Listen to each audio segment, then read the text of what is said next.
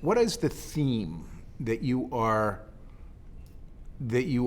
trying to present to the audience?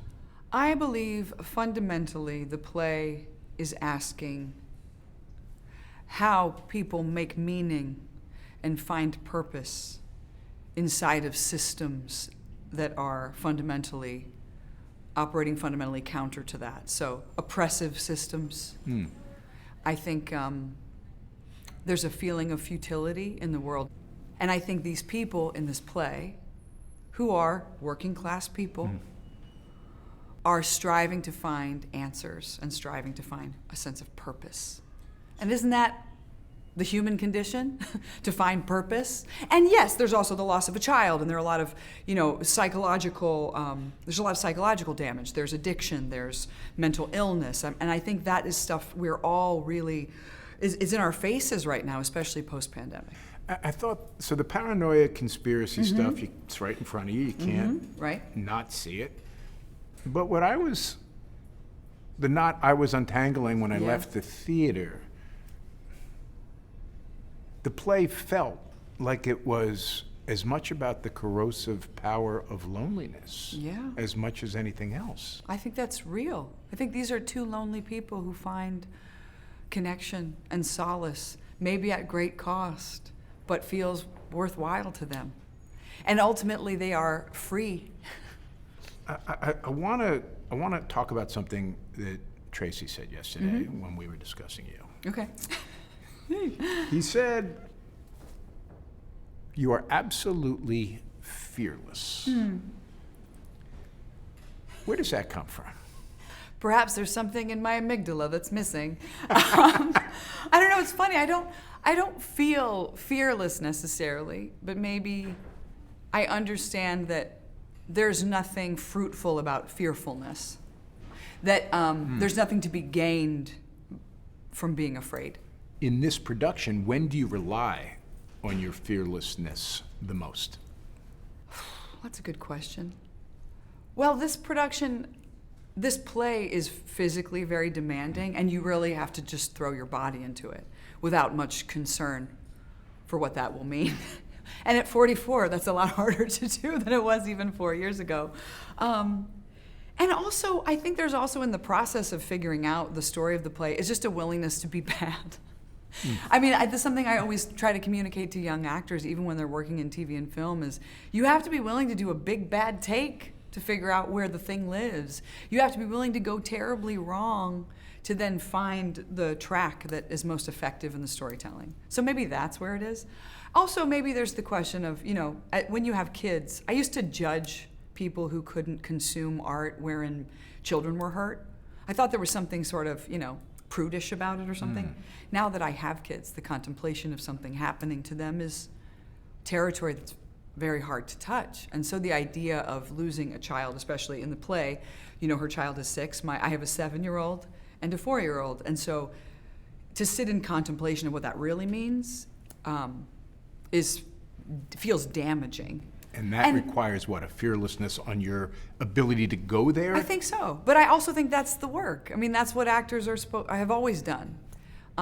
You go into that fire and you come out on the other side. And I don't feel unhealthy for it. People say, well, how do you come down? How do you leave it? But it's really cathartic to go through it in order every night. Telling a story in order is very cathartic. And I feel like once the play is over, and you've done a rigorous play like this, you feel like you've done something. And you can just sort of leave it there. He didn't just say you were fearless. It was actually a more elaborate quote. What Tracy said was, she's fearless. She has ice in her veins. He has said that before. And then he said, she could be and I thought, surgeon? And he said, an assassin. I haven't heard that one from him before. I was like, some ex-boyfriends might agree that I have ice water in my veins, but an assassin, interesting. What is he getting at? I don't know. Who did he marry? A tremendous liar. I know what my first question is going to be when we sit down, the three of us. I wonder what he does mean by that. I did almost try to get into the FBI. My grandfather was really hot on that. He had me meet with an old white-collar investigator when I was in college because he really wanted me to go on that track. What was compelling you towards a career as an FBI agent? Well, I was being recruited by the Naval Academy to run, to do track and field. We had quite a good track team, but I knew I didn't want to be an athlete at that level in college. I wanted to focus on academics. But I went through the process and almost tried to pursue the Naval Academy. And looking back on that now, I wonder who that person was. But I don't know. I guess I do respond to discipline, maybe. And I feel that as an artist, it's actually can be quite rigorous as a discipline. What you have to do to be prepared to undertake a play, or we are it is athletic. I find it athletic. So maybe that's it, the rigor of that training. There's a training. Discipline. Yeah. But is there something in I would love to figure out a mystery? I mean, if you think about it, I guess an FBI agent is also figuring out a story. What happened here? I feel like I'm really leaning into the hagiography of my own, like unfulfilled biography. It feels a little bit shameful as a Midwesterner, but yeah, what's wonderful about being asked to do this job is that it is like solving a mystery, and it's different every time. And I find that my process is different for every project, and that's just the purview of a curious person. It invites me to be a curious person. I think I am that, and I think the people I'm most interested in spending time with and being friends with, the older I get, are like fundamentally curious people. Mm. So you mentioned that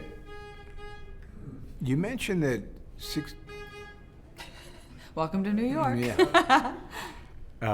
You mentioned 6 years ago you guys were first putting Bug on, I think, at the Steppenwolf. Gosh, was it 6? My goodness. Pandemic, I think we're almost, I was counting the years. Yeah. So, in the interval, since this play got interrupted due to the pandemic, and now putting it on Broadway, your life. Wow. Yeah, has changed a bit. Mostly on the internet. I'm going to ask you about that. But before we do that, how would you describe the last half a decade of your life? I don't think whirlwind begins to cover it. It's funny. It maybe looks like a whirlwind from the outside, and for me, it has always felt like a slow and steady march, because things have naturally or organically led from one thing to another, blessedly without any big gaps. It's an unusual trajectory in that it hasn't felt rocky. It has felt just sort of like we're just working our way up to this from the inside. That's how it feels. And though shocking to my family, I think, my life doesn't feel different. So I'm taking care of my kids. I'm married. I have a healthy marriage. I don't get out much because of the ages my kids are. I really don't. I was being recognized while White Lotus was on TV, or if I'm on an airplane going to Los Angeles with other people going to Los Angeles. But as I walk down the streets of New York, I'm not being recognized. It hasn't changed. So when someone says, Carrie Coon, you're having a moment. Right. It doesn't feel like that to you because, 20 years or 25 years in the making. Right. I graduated in 2006. So, I've now been doing this for a long time. And I'm still learning. I'm still hopefully getting better. I'm still coming up against those things maybe I'm not as good at. I'm still fighting against the way people want to cast me. Would you agree with me that where you used to say you're at the bottom of the A list? I think I used to say maybe bottom of the B list, but yeah, go on. But don't we need to revise our assessment as where you are? Maybe, but the business hasn't changed. The economics haven't changed. The thing that's changed for me is that I was on the White Lotus, and now I can be in a Broadway play. That wasn't true for me 5 years ago. The economics of theater have changed because we live in a country that is fundamentally unsupportive of the arts. Governmentally, there's no federal support for the arts. So now, in order to do a play on Broadway, you have to do the White Lotus, or else you're not allowed. They have to replace you with somebody more famous. Hang on. If you if you hadn't done White Lotus Yeah. and Gilded Age and hadn't sort of blown up Yeah. as a We wouldn't be star, sitting here. Absolutely not. your acting ability, what you do on stage, not enough? No, that's not how we make those decisions anymore. And you can ask all these extraordinary theater actors who don't do plays anymore because celebrities are doing plays. It's just a different world that we're living in now. So you're I would say August Osage County, that production, would not come to Broadway now. Nobody would take a risk economically on that move with a bunch of Chicago actors, a bunch of unknown actors in a company. I don't think the play would move now. I don't think anybody would pony up to do it. And Tracy wouldn't have a Pulitzer? That's right. And I wouldn't have married him. I'm just kidding. That's probably not true. Yeah, ish. It's a really sad thing you're It is saying. a sad thing. The state of affairs for the arts in this country is a very sad thing. Everyone's fighting for the same dollars. And I would argue the country goes the way of the arts. So as we see that decline, I think it's symbolic of a greater erosion in our humanity. It's like beware. Yes, I do. I think it's a bellwether. I think it's a canary in the coal mine. I think we would do well to reorient ourselves to our storytelling because we are keeping the history. And I think we're in a precarious place. I want to follow up on this, but before I do, because it feels like the other sort of dimension to the change in your life is as an actor, just doing stage work. There's a major shift in something you have to contend with as a star. In other words, now you get into a dust-up on social media with a politician or an offhanded line about your marriage. Yeah, my parents loved that one. I'm sure they did. But now that you are in this other place in terms of the culture, do you ever have to say to yourself, this is really silly that I'm worried about people speculating on whether I have an open marriage or not, or I need to be mindful. The lights are much brighter now. I think it is wise to be aware that people are listening to you. I don't think I believed that before, and now I understand people are listening. So if Tracy and I are in a restaurant having a conversation and someone's sitting next to us for 2 hours and we're gossiping, that person at the end of the meal goes, "Love your work." You're like, "Oh no, what did we say?" So yes, we do have to be conscious of that. At the same time, the reason I am where I am, I think, has to do with a level of authenticity. We're all to some degree performing self. I'm not patting myself on the back for anything, but I've gotten a lot of street cred out of being from the Midwest and being who I am. And I haven't shied away entirely from political conversations, for example. And here's the other thing I know. I don't have an overinflated idea of my own importance in that landscape. A story like that is gone in a day. So while we do have to be on some level more careful, it also matters less because of how quickly these stories move.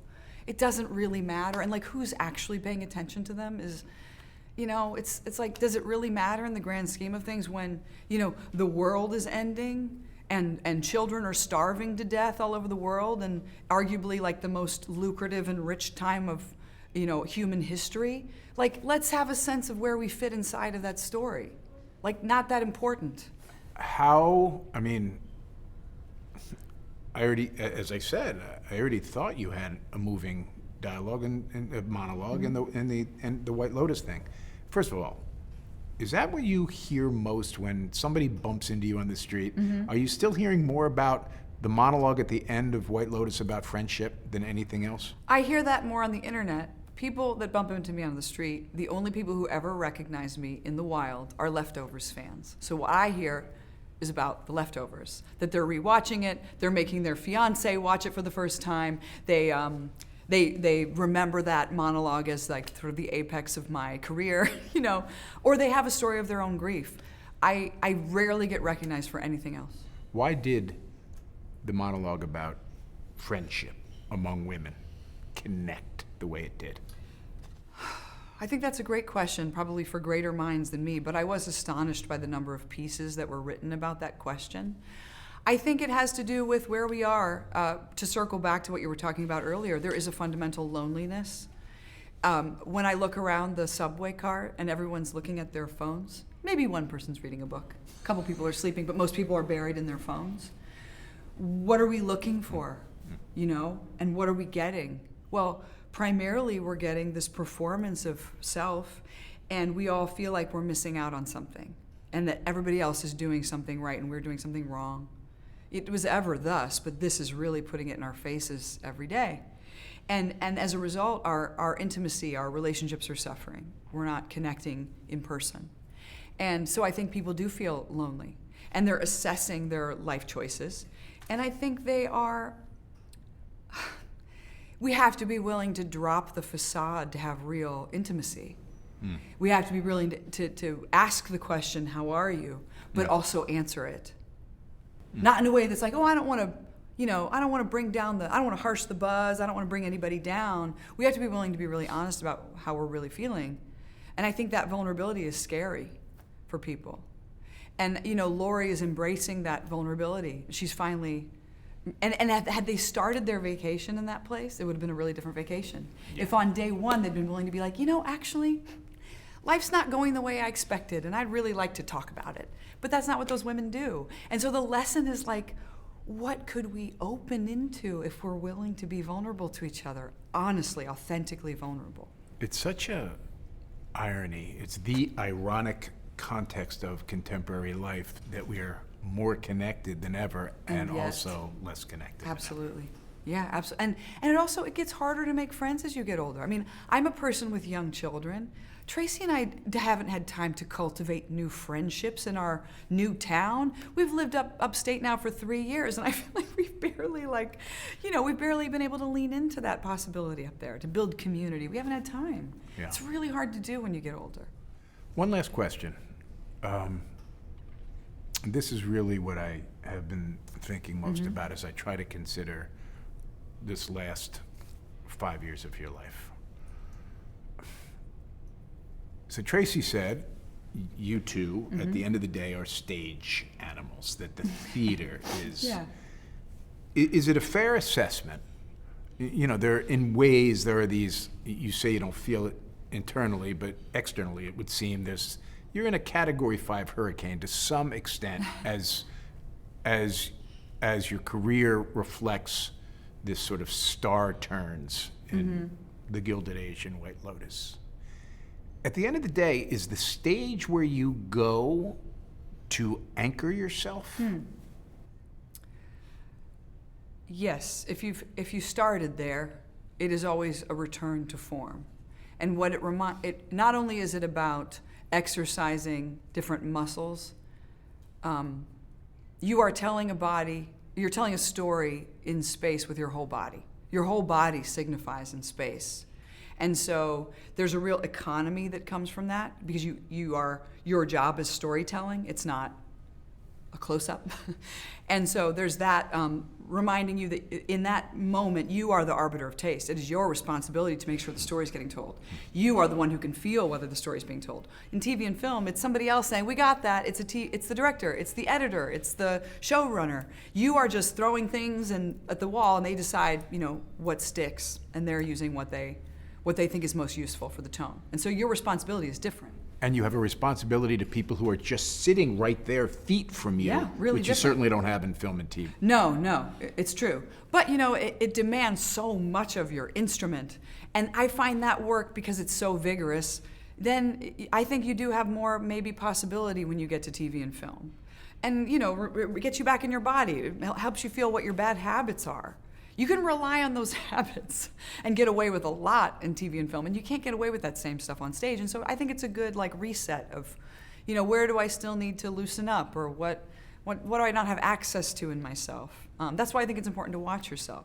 So this is the mirror.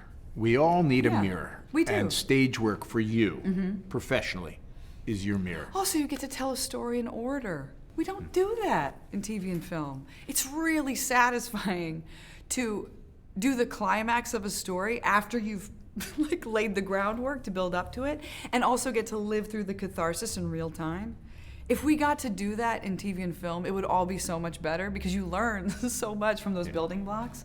And so that return is also just always very satisfying.